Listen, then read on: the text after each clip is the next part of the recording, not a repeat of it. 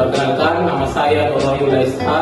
peserta Laksar Kabupaten Jeneponto Angkatan 12 tahun 2026. Saya bekerja pada bagian hukum Sekretariat Daerah Kabupaten Jeneponto sebagai penyusun materi hukum dan perundang-undangan. Pada kesempatan ini, saya akan menyampaikan laporan aktualisasi terkait e-legal draft Jeneponto, yaitu digitalisasi penyusunan produk hukum di bagian hukum Sekretariat Daerah Kabupaten Jeneponto. Baiklah, aktualisasi dan habituasi e-leg draft Jeneponto ini terdiri dari 5 kegiatan dan masing-masing kegiatan terdiri dari 3 tahapan kegiatan. Berikut saya paparkan kegiatan beserta tahapan kegiatannya. Kegiatan 1. Penyusunan dan penetapan SOP serta alur digital penyusunan produk hukum. Tahap kegiatan 1. Mengkaji proses penyusunan produk hukum yang berjalan saat ini. Deskripsi kegiatan. Pada tahap ini, penulis melakukan penelaahan terhadap proses penyusunan produk hukum yang berjalan di bagian hukum dengan mengamati alur kerja serta mengidentifikasi kendala yang terjadi sebagai dasar perbaikan sistem kerja. Tahap kegiatan 2. Menyusun dan membahas rancangan SOP, alur kerja digital, serta konsultasi dengan coach atau mentor. Deskripsi kegiatan. Penulis menyusun rancangan SOP alur digital penyusunan produk hukum dan melakukan konsultasi dengan coach atau mentor untuk memperoleh masukan guna penyempurnaan SOP. Tahap kegiatan 3. Menetapkan dan mulai menerapkan SOP yang telah disepakati. Deskripsi kegiatan. Melakukan finalisasi SOP dan mulai menerapkannya sebagai pedoman dalam proses penyusunan produk hukum di bagian hukum. Kegiatan 2. Pembuatan dan penetapan template serta standar dokumen produk hukum. Tahap kegiatan 1. Mengumpulkan dan menelaah contoh produk hukum yang sudah ada. Deskripsi kegiatan.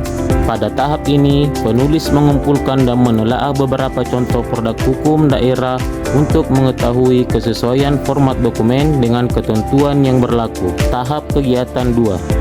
Menyusun template standar dokumen digital dan konsultasi dengan mentor. Deskripsi kegiatan.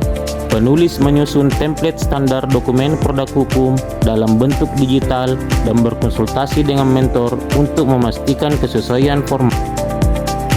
Tahap kegiatan 3. Menguji dan menetapkan template sebagai format resmi bagian hukum. Deskripsi kegiatan. Melakukan uji coba penggunaan template dokumen dan menetapkannya sebagai format standar dalam penyusunan produk hukum di bagian hukum. Kegiatan 3. Pembuatan dan penggunaan repositori dokumen terpusat.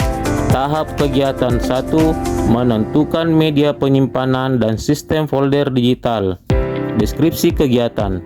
Pada tahap ini, penulis menentukan media penyimpanan digital serta menyusun sistem folder yang rapi untuk pengelolaan dokumen produk hukum.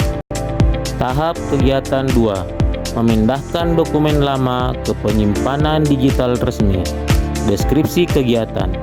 Penulis memindahkan dokumen produk hukum yang telah ada ke dalam repositori digital serta melakukan konsultasi dengan mentor terkait pengelolaan dokumen. Tahap kegiatan 3. Menggunakan repositori dan melakukan pemantauan berkala. Deskripsi kegiatan. Menggunakan repositori sebagai media penyimpanan dokumen produk hukum dan melakukan pemantauan penggunaannya secara berkala. Kegiatan 4. Pembuatan dan sosialisasi form permohonan layanan hukum digital. Tahap kegiatan 1. Menentukan persyaratan dan informasi permohonan layanan hukum. Deskripsi kegiatan.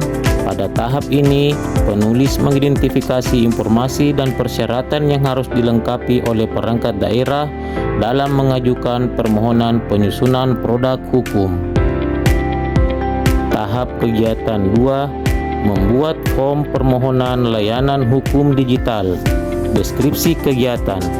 Penulis menyusun form permohonan layanan hukum dalam bentuk digital serta melakukan konsultasi dengan mentor sebelum diterapkan. Kegiatan 3. Melakukan sosialisasi dan menerapkan penggunaan form. Deskripsi kegiatan. Pada tahap ini, penulis melakukan sosialisasi kepada perangkat daerah mengenai penggunaan form permohonan layanan hukum digital dan mulai menerapkannya.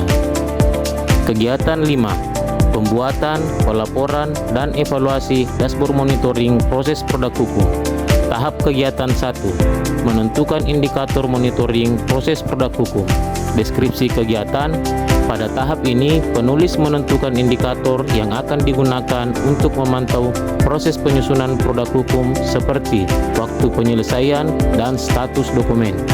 Tahap kegiatan 2. Membuat dan menggunakan tabel monitoring proses produk hukum. Deskripsi kegiatan. Penulis membuat tabel monitoring sederhana untuk mencatat dan memantau perkembangan proses penyusunan produk hukum. Tahap kegiatan 3. Melakukan evaluasi dan pelaporan kepada pimpinan. Deskripsi kegiatan. Melakukan evaluasi terhadap data monitoring dan menyampaikan laporan hasil pemantauan kepada pimpinan.